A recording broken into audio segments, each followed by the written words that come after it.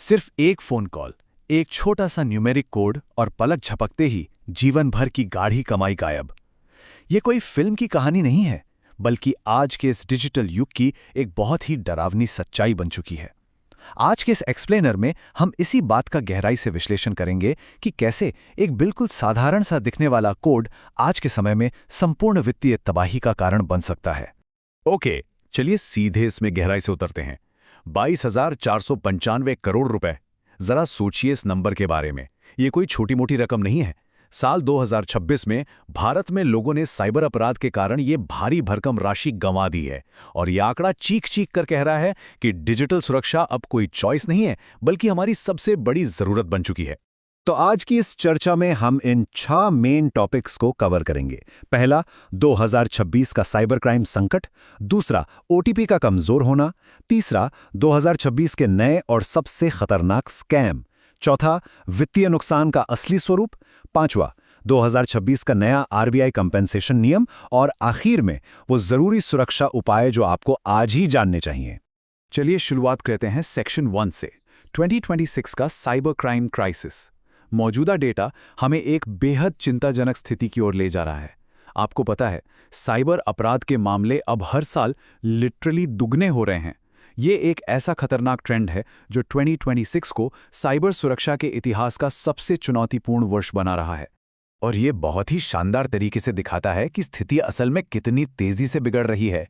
साल 2021 से 2024 के बीच, यानी महज 3 सालों के छोटे से गैप में, वित्तीय नुकसान में 41 गुना की भयानक बढ़ोतरी हुई है।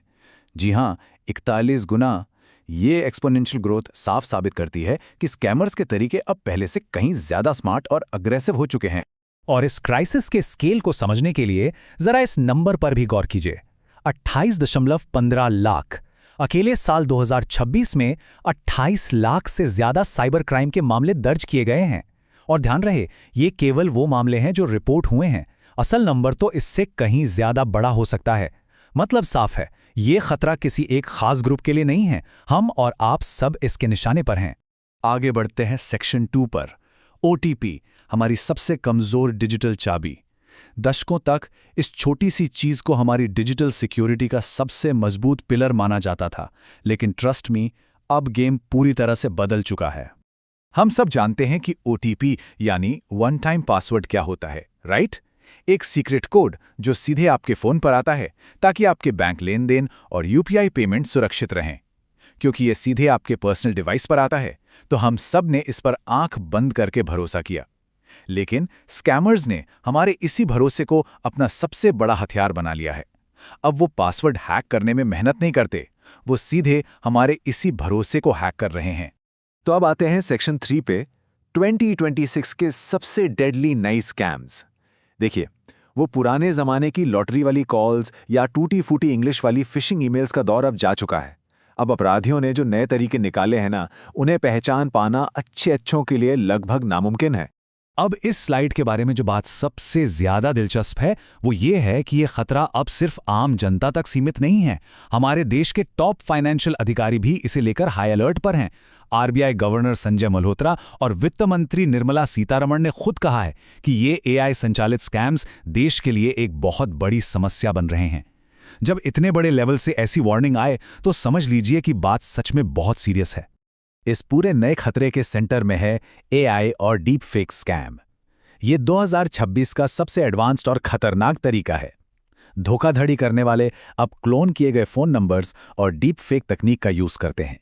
वो वीडियो कॉल पर आपके सामने बिल्कुल किसी बैंक अधिकारी या पुलिस वाले की शक्ल और आवाज में बात करेंगे। आप फर्क ही नहीं कर पाएंगे। इस सिंथेटिक मीडिया का इकलौता मकसद होता है आपको इतना डरा देना कि आप पैनिक में आकर बिना सोचे समझे उन्हें अपनी डिटेल्स दे दें। और ये देखिए, कॉल मर्ज स्कैम। ये इतना सोफिस्टिकेटेड है कि आपको भनक भी नहीं लगेगी। स्टेप 1, आपके पास एक कॉल आता है जो ऐसा लगता है जैसे किसी म्यूचुअल फ्रेंड का हो। स्टेप 2, बातों ही बातों में स्कैमर चुपचाप आपकी कॉल को बैंक के सिस्टम के साथ मर्ज कर देता है। और स्टेप 3, जैसे ही बैंक का ऑटोमेटेड सिस्टम आपको ऑडियो में ओटीपी बताता है, स्कैमर बैकग्राउंड में उस कोड को सुन लेता है। आपने कुछ नहीं बताया, फिर भी आपका कोड चोरी हो गया। और कहानी यहीं खत्म नहीं होती। एक और तरीका है रिमोट एक्सेस ऐप्स का। इसमें ये लोग बड़ी चालाकी से आपको एनीडेस्क या टीम व्यूअर जैसे ऐप्स इंस्टॉल करने के लिए कन्विंस कर लेते हैं। बस एक बार ऐप इंस्टॉल हुआ और आपके फ़ोन का पूरा कंट्रोल उनके हाथ में। अब उन्हें आपसे ओटीपी पूछने की कोई ज़रूरत ही नहीं है, वो खुद ही आपके फ़ोन के बैकग्राउंड में उसे पढ़ लेते हैं। सेक्शन 4 वित्तीय नुकसान का स्वरूप। अब सवाल ये है कि एक बार ओटीपी चोरी हो जाए तो असल में होता क्या है। इसका डैमेज सिर्फ वहां तक नहीं है जितना हम अक्सर सोचते हैं। इसकी गहराई को समझना बहुत जरूरी है। एक बार वो डिजिटल चाबी उनके हाथ लग गई तो तबाही की कई परतें खुलती हैं। वो सिर्फ थोड़े बहुत पैसे नहीं निकालते, आपका पूरा का पूरा बैंक अकाउंट खाली कर देते हैं। यूपीआई से चुटकियों में पैसा गायब। इतना ही नहीं, वो आपके पर्सनल व्हाट्सएप को भी हाईजैक कर लेते हैं ताकि आपके दोस्तों और रिश्तेदारों से भी पैसे ऐड सकें। और सबसे खतरनाक बात, आपकी आइडेंटिटी चुराकर आपके नाम पर नए नए लोन ले लेते हैं। मतलब इंसान रातों रात लाखों के कर्ज में डूब सकता है। लेकिन रुकिए, सेक्शन 5 में आपके लिए एक बहुत बड़ी राहत की खबर है। 2026 का नया आरबीआई कॉम्पनसेशन नियम। इस पूरे डार्क सिनेरियो के बीच फाइनली एक बहुत ही पॉजिटिव न्यूज़ है जो पीड़ितों के लिए एक मजबूत ढाल का काम कर सकती है। तो यहाँ सबसे ज़रूरी पॉइंट ये है कि रिजर्व बैंक ऑफ इंडिया ने जुलाई 2026 के लिए कुछ नए रूल्स प्रपोज किए हैं।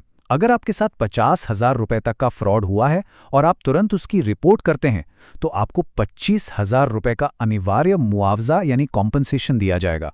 ये छोटी रकम की धोखाधड़ी का शिकार हुए लोगों के लिए एक बहुत बड़ा सेफ्टी नेट है। बस शर्त यह है कि आपको तुरंत एक्शन लेना होगा। और गवर्नमेंट भी हाथ पर हाथ धरे नहीं बैठी है। सरकार की I4C पहल एक बहुत बड़ी सक्सेस स्टोरी बन रही है। इस इनिशिएटिव के जरिए अब तक 8,031 करोड़ रुपए के फ्रॉड ट्रांजैक्शंस को बीच में ही रोका जा चुका है। ये डेटा साफ दिखाता है कि अगर सही टाइम पर सही स्टेप लिया जाए तो इन स्कैमर्स को रोका जा सकता है। अब आते हैं हमारे फाइनल और सबसे क्रिटिकल सेक्शन पर, स्कैम से बचने के जरूरी डिफेंस मैकेनिज्म्स। ये सिर्फ टिप्स नहीं है, ये आज के टाइम के वो कड़े नियम हैं जो हम सबको फॉलो करने ही चाहिए।